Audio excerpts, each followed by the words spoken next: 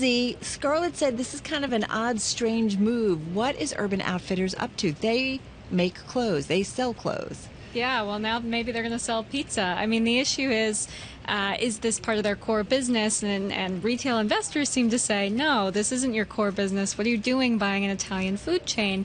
But there's also the counter narrative that people are spending a lot more on restaurants than they are on apparel, so this might not be a terrible investment to get people into your stores. All right, so this seems bonkers. It's jumping the shark. If they're good at one thing, if you're good at doing anthropology, maybe you should stick with that. But it's not alone. I mean, Restoration Hardware has a similarly batty plan to open up some cafes and restaurants in their big new mega stores.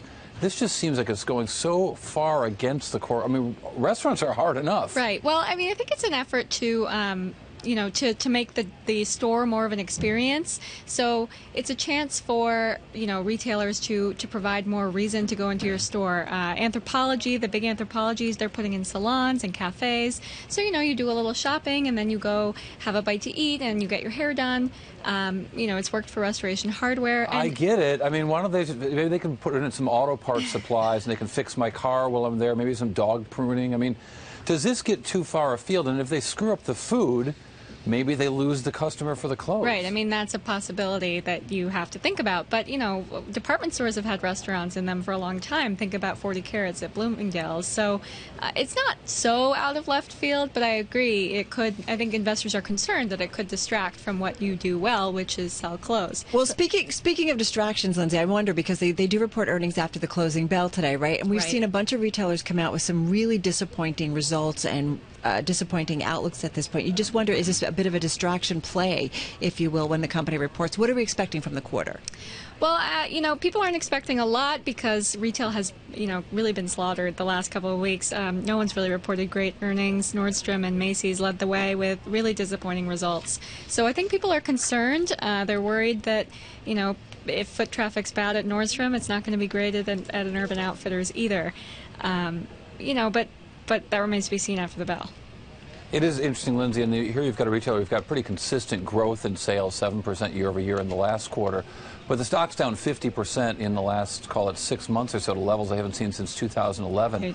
Which parts of the Urban Outfitters brand catalog, if you will, are doing well? Well, so for a while it was Anthropology that was really the guiding light. Now it's kind of shifted more to Free People. But, the Urban brand needs to come back, too. It's their biggest brand. So they've really been struggling to get all three brands to fire on all cylinders all at the same time. And investors are going to be looking to see Anthropology start growing again, Urban show improvement as well. I mean, I've walked in and out of an Anthropology and a Free People's thanks to my 12-year-old daughter, who likes the brand a lot. Sure, blame the 12-year-old. Okay, so I've done a little buying there, too. But let me ask you, I mean, what, Lindsey, is kind of their chief competition here? Who do they go up against? Well, in Urban Outfitters goes up against the teen retailers in that space, but really they're up against the whole mall. Anthropology is adding more, more home goods, so that's helped them diversify their assortment a little bit.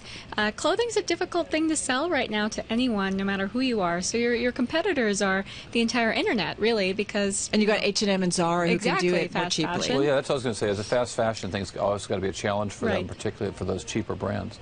Right. So you really have to have, differentiated product to get people into your stores, and that's what they're trying to do with adding more home goods, and that's what maybe they're trying to do with this pizza chain. So what's the question you ask them on their call tonight, especially when it comes to the restaurant chain? Yes, pepperoni or no pepperoni? Eggplant for me. Well, mostly I've been hearing people wonder, are you opening these in your stores, or are you going to be opening standalone retail, pizza chains? So I think the question really is, how are you going to integrate this into your business, and what is your vision for this? I mean, everyone had been talking about Urban potentially doing some acquisitions, and I don't think anyone expected this. So are they still acquisitive, and will it be more traditional things? Yeah, kind of wild. Urban Outfitters shares, by the way, everybody, just down about 9% as we speak at $22.36 a share.